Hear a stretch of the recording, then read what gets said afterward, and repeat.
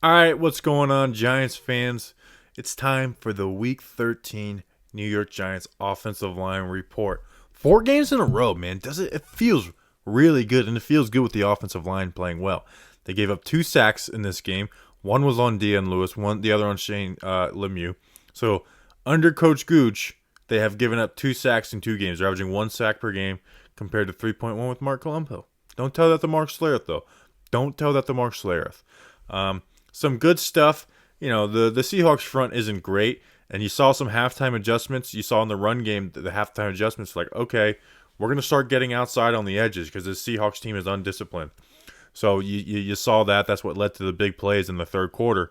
In fact, we're going to start the video out with going through the big plays, and then we'll go through individual play.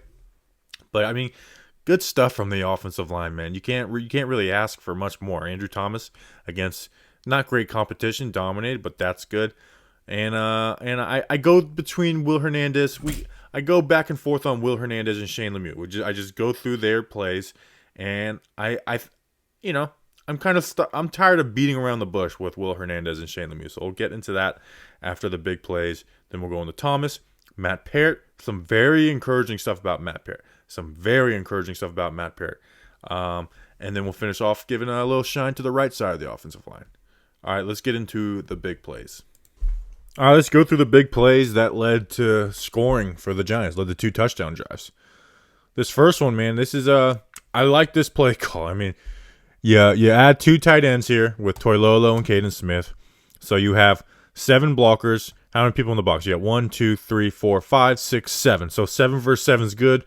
Adams is they're both creeping up, but I mean, this doesn't matter. This doesn't matter on this side. So what this is basically is we want to get as many guys pulling and on the outside. We want to get outside. So Caden's going to be one-on-one here. Toilolo's going to come down on here. Thomas is going to pull. Lemieux, does he need to get down on here? Nope, he's going to pull. Gates is going to rip through here to let Zeitler get on the outside of Snacks. And then Fleming's playing on the backside. And then let's just watch. Let's watch the tight ends first. Tight ends blocking here.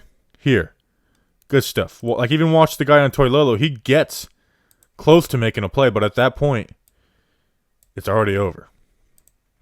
Now watch, before we get to the guys that are pulling, watch Gates as he uses his right arm. Rips through to turn Snacks Harrison. How you doing, Snacks? I missed you a little bit. Rip through and then try and get to this linebacker, and then watch it as it allows Zeitler to come and then swing his hips and then seal that off. Look at Fleming. Kind of looks funny in the back. Fleming's trying to cut. He doesn't do the greatest of job of it, but cutting's hard in the NFL. Kind of looks funny. Let's watch that and rewind. This is some people's first time watching this, and like, look at this goofball. And then watch Gates get to this linebacker. I mean, that's beautiful. That is beautiful by Nick Gates. Honestly, that might be the most underrated part of this play. It is the most underrated part of this play. And then you got Thomas and Lemieux out here pulling. Watch Thomas on Bobby Wagner. Got to go for that outside shoulder. Gets just enough to keep Wagner from making that play. Now, Lemieux, you got Mack out here, so I kind of want Lemieux to wrap around just in case this safety came over the top in 37, but he plays it underneath, so it's inconsequential. But if this safety, the Seahawks play undisciplined defense, by the way. We'll talk about that as this thing goes along. If this safety plays over the top, Lemieux should be there to seal it, but he lucks out here. And then it's off to the races. Now Jamal Adams comes and whiffs. Whoop! Almost tackles the ref. And Mark Schlereth goes on for 10 minutes about how that's the most impressive thing of the play. A guy with a good angle making a play. Mark Schlereth, I'm not an announcer critic, but he's the worst. And then he went off on Twitter. I saw people trying to get him to lose his job. I'm not down with that, but he is annoying. All right. Now we get down there. Alfred Morris's turn. I mean, this isn't even like really great blocking. You got Lemieux and Thomas doubling. Like, neither one of those two do a good job. Now watch the tight ends, which is crazy. We have an 8-man line right now with these 3 tight ends. And they have 1, 2, 3, 4, 5, 6, 7, 8 in the box. So that's a favorable front to run against. Now, when you have 8-on-8, there's a lot more that can be screwed up, like watch Toilolo. But Alfred Morris lets it play. And now watch this. You're not going to believe who makes this play. Caden Smith does a good job. Evan Ingram makes the hole on this play. Good job. I mean, he's always been a willing blocker. He's just never been a good one. This is against Jamal Adams. Mark Slater, talk about that. Talk about Evan Ingram, who's not a good blocker, doing that.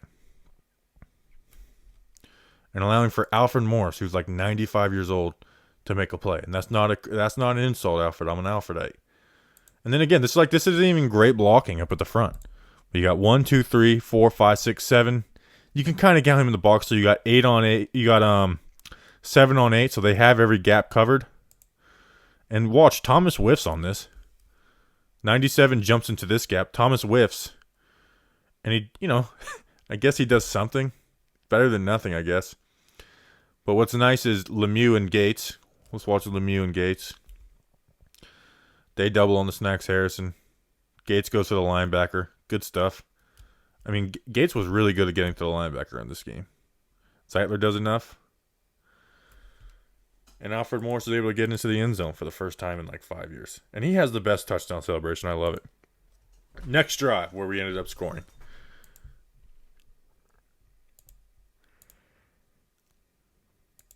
I mean, this is... Kevin Zeitler makes this. Well, one, let's give Cam Fleming a little love. Does a good job on KJ Wright. Just forcing him up, influencing him upfield. Now, let's watch Gates and Penny work. Gates and Penny work into Wagner. Wagner, I don't know what he's looking at. So he jumps back inside. I don't know what he's thinking. Not trusting each other. They don't play good team defense. They're a very undisciplined defense. But let's watch Kevin Zeitler.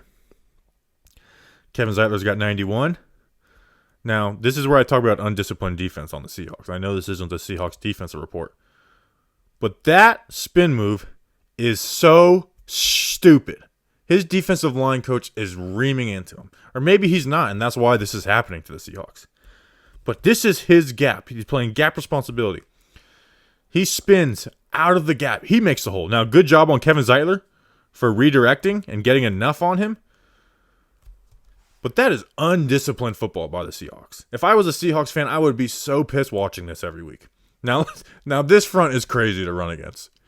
1, 2, 3, 4, 5, and then you have 3 tight ends. You have 8 versus 1, 2, 3, 4, 5, 6, 7, 8. So, like I said, it's forcing them to be like, are you guys going to put 9 in the box? Like, that's what these 3 tight end sets do to a defense. That's the good thing about them. The bad thing about them is that you have to rely on 8 guys to do their job, and it's just hard to do that. But on this play, I mean, it's beautiful. Watch. You see how everything's stacked to here. You've got 3 blockers over here, 3 defenders. And you have every gap filled on this side, besides the outside gap, actually. Every gap filled on this side. So what do the Giants do?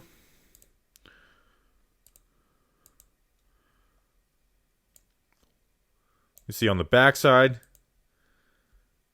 you got Zeitler and Fleming working to linebacker. These tight ends doing their thing. And then you got Gates through Thomas all doing their job, pushing these guys out. Lemieux even leaves a little hand. Gates moving a dude. Moving guys. Thomas moving a guy. Lemieux getting on his guy. And that leaves a nice little hole. And a big play for the Wayne train. So this is how it led to big plays. Good blocking, but also Seattle being a little undisciplined. All right, let's talk about Shane Lemieux and Will Hernandez, who are splitting reps. In fact, Will Hernandez only got 16 reps on Sunday. I'm going to get on my soapbox, and I've been beating around the bush the past couple weeks on this. Will Hernandez is better than Shane Lemieux. And to me, it's clear cut. And I've even went and talked to people else who watch film to make sure it's, not me missing something.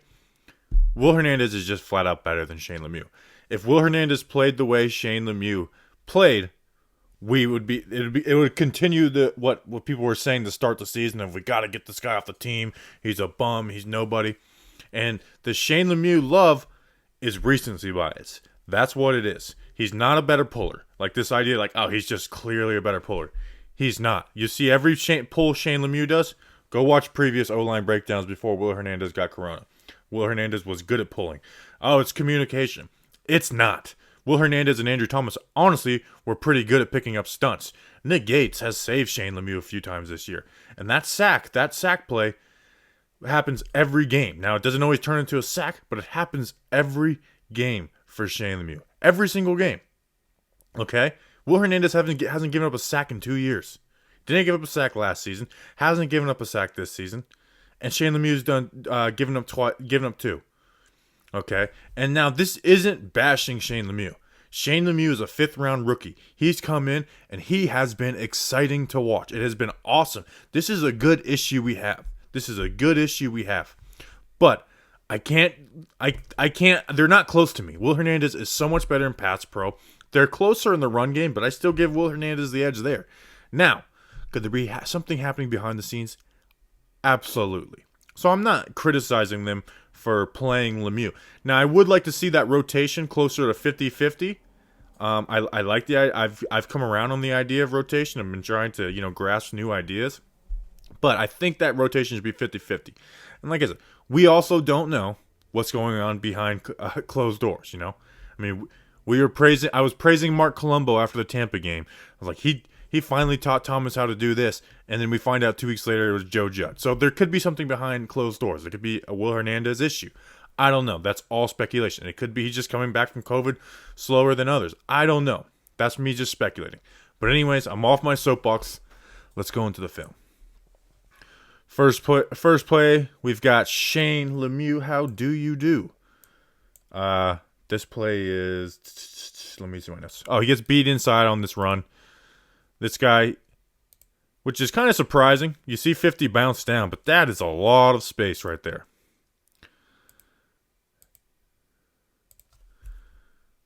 I mean, Lemieux.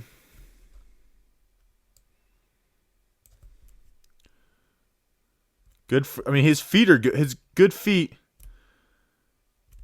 But once that guy comes inside, you got to redirect. Because he's not going to have help from Gates. Gates has the nose tackle. And we haven't faced a bunch of true nose tackles this year. And this is where he kind of got hurt a little bit. Next play, we've got Shane Lemieux. Very good stunt pickup on this play. That's a beautiful stunt pickup right there. That's beautiful between him and Thomas. I mean, just beautifully make sure that thing is passed off to Thomas. And then power down and mirror that defensive end. That is a beautiful stunt pickup by Shane Lemieux and Andrew Thomas on that play.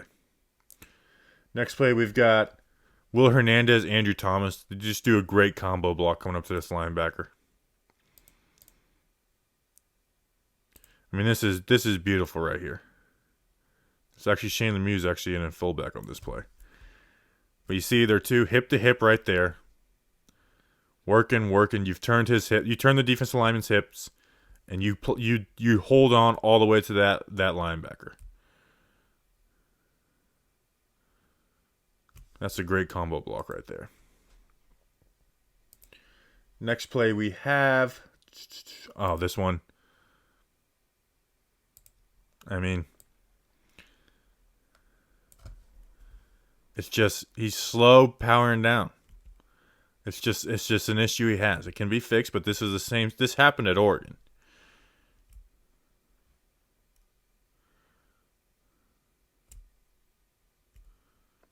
I mean, you just got to expect that he's going to come inside. And he just 94 just swipes those hands off. Like I said, that play has happened basically every week. Nick Gates has helped save him a couple times. Jones getting rid of the balls helped him. Nice run out by Will Hernandez right here. Good feet. He's going outside. Okay, he's going to play that gap. I mean, stuff doesn't happen great on the backside. Alfred Morris has to cut back. But Will Hernandez does his job on there. Some of the other guys on the O-line do a good job too.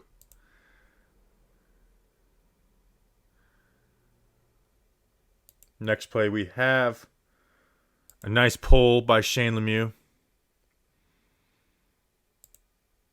It's a good pull. Now, I will say, people are like, oh, see, there's the pulling. Will Hernandez had that same exact pull last week. Go watch another line play, the same exact pull last week. Now, as I praise Will Hernandez, watch him trip over himself on a pull. I slowed this down to see if he tripped over feet. He just tripped. And if he doesn't, he has that, and this is a bigger gain. Actually, the defensive lineman's there anyways, but still. Don't trip, man. Don't trip, big dog. Making me look bad out here. Here we have, this is slide protection. Watch. They're all going right. Bam, bam, bam. So Will Hernandez needs to go here. Now, when you have a slide protection and you see them blitz off this, like you have to, when you set the slide protection, you have to look left. And McCoy should have gotten rid of the ball. And I'm not going to go through the sky view, but McCoy should have got rid of the ball because this is a slide protection. But also on a slide protection, you should send the running back the opposite way of the way you're sliding. You should always, because that either pulls one of these guys out, or if it doesn't, it leaves your running back wide open. But anyways, so this is Will Hernandez's responsibility. Him and Andrew Thomas work this. I mean, it's a slide. I mean, that's just bad offense, honestly. It's bad offense. All right, this play is a great pull by Shane Lemieux and Nick Gates. Great job. You see out here, great job. Wayne Gallman sees this, and I guess I don't blame him, but I want to show you guys something. Follow your block. Follow your pulling. Watch when he cuts back. This is going to be wide open. You've got a one-on-one with this safety. If he follows this, you got Gates right here sealing this. These tight ends right here, like getting this all bogged down. And then you got this one-on-one with the safety. But at the same time, that is a lot of space right there. He is reading these guys flowing like that. But if he follows his blockers, he may get a lot more yards on there. And then this one is a max protection. A big issue with Shane Lemieux has been this. He needs to get his entire body over on him. He needs to get his entire body over there. He plays a half man, holds up, and then this defensive tackle rips through. Ball's out. But you got to play that full man. Now, maybe he was expecting Thomas to come down with him, but you got to play that full man. All right, let's go through the rookie offensive tackles, Andrew Thomas and Matt Peart. We'll go through Andrew Thomas first. The competition wasn't good from Seattle. Dunlap lined up on the other side of Thomas the whole game. But you play who you play. Thomas dominated. This is 5 games in a row for Thomas. This is good, man. It feels good to have a left tackle. That's why you play him at left tackle to start his rookie season. Let him go through the struggles. And now he's flourishing. So good to see from him. Only going to go through 4 plays. I'll spend 8 to 10 minutes on him on the rookie left tackle video later this week. But like I said, I just want to go through 4 plays of Thomas. Let's get into it. First play.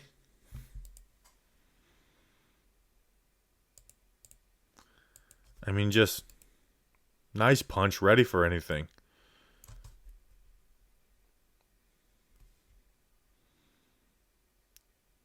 Not opening up the hips until around 3-4 yards when he's coming around the edge. And then watch the punch. See how he's not totally leaning over? He's not lunging. Gets those hands off. He punches those hands off, reloads, and now he's got his hands on. Now he's controlling them with his hands. Goes back inside. And Thomas goes back inside. That's KJ Wright.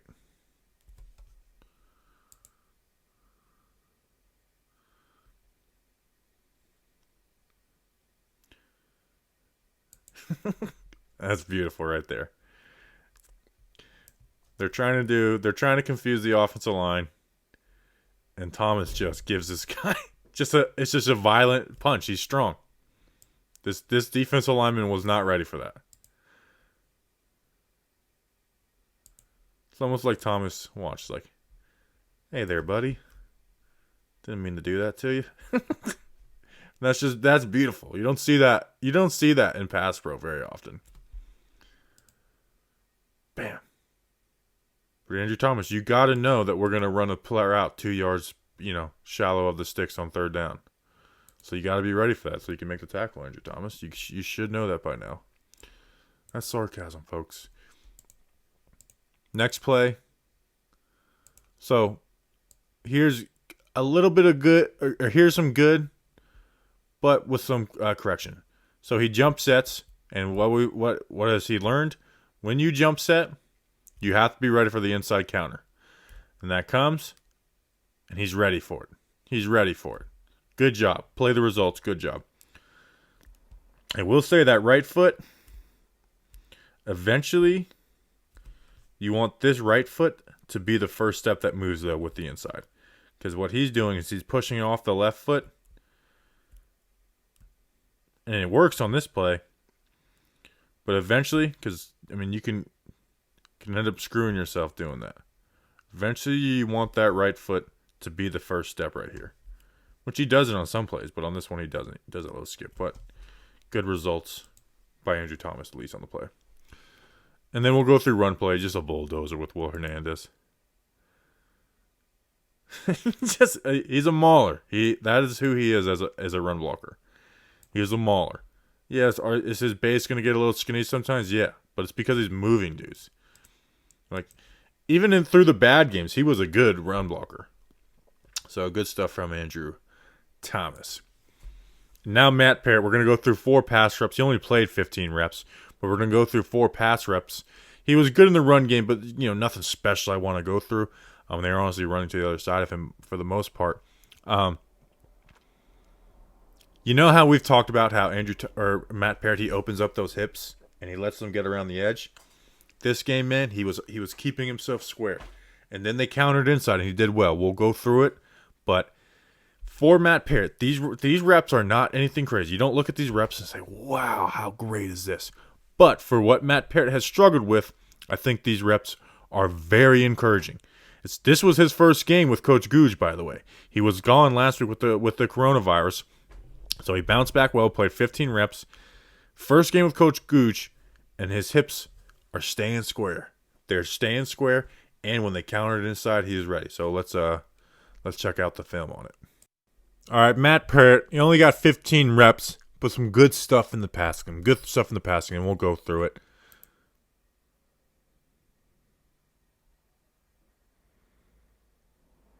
Just finishing a block using his length and athleticism. Now, we're going to talk about this a little bit. Now, watch. Now, this is something he does is the hips open up pretty early before contact's made. He doesn't really have, the greatest proportion. So, if this was, a really good defensive end, he could rip through and get to Colt McCoy. But, he's just got that natural strength. You see the bend in his arms, natural strength. And then Kevin Zeitler comes and helps him out. And then you got yourself a beautiful pocket for Colt McCoy. But the hips do open up a little too early. Kind of see that a little bit on this play.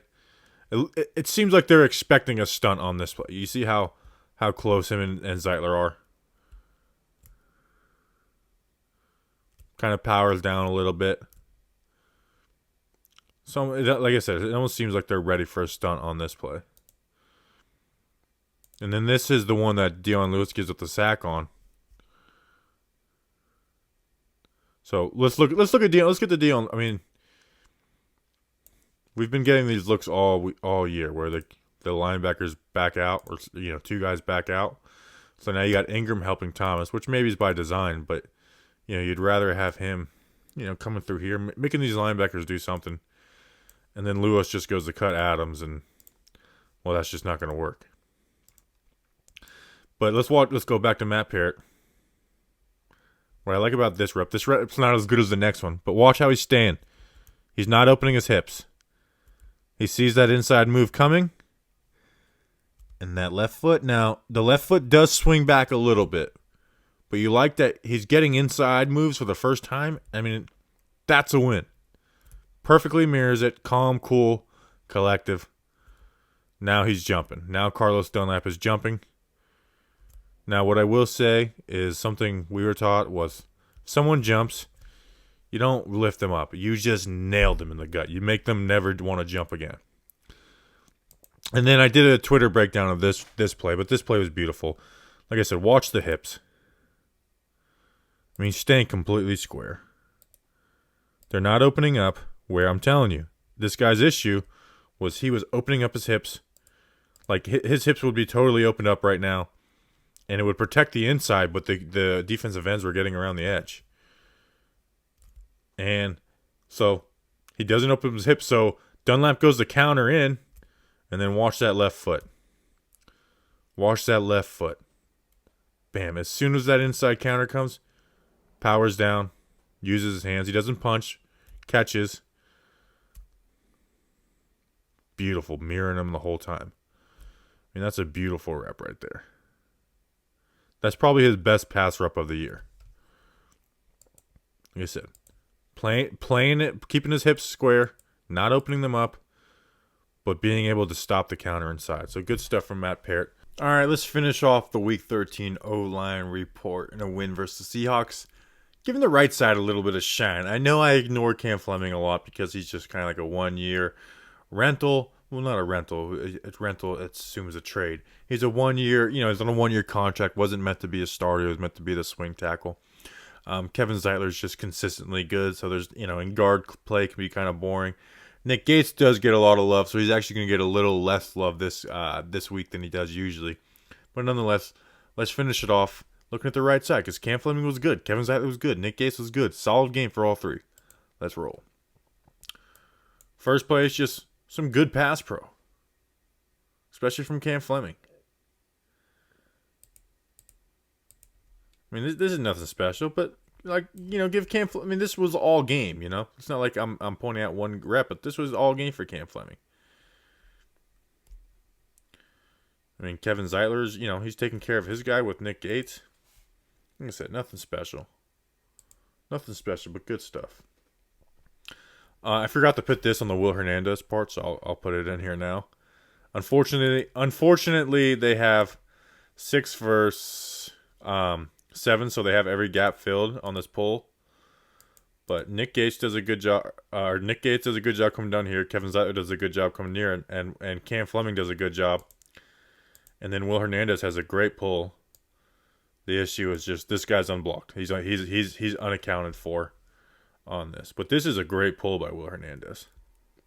Like gets on the inside shoulder. Like I said, if they were playing a 6-man box, 6 versus 6, bam. So there's a good pull for Will Hernandez. Next play we have just good stunt pickup by the right side of the offensive line. Cam Fleming staying square. As soon as that stunt happens, powers down, takes over 90. I mean, that's flawless right there, the way he takes over number 90. Zeitler comes over, and then Gates is there to help too. Next play, Kevin Zeitler and Nick Gates are comboing, but it's a very quick because this linebacker Bobby Wagner he hits the hole hard, so it's very quick. But he gives him that help against Damon Harrison. Snacks gets off to that linebacker.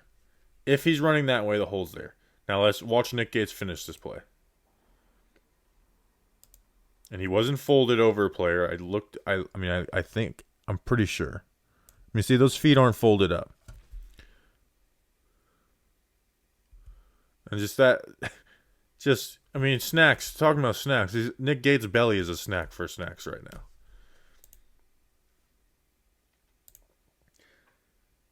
Next play, really good pass rep by Cam Fleming.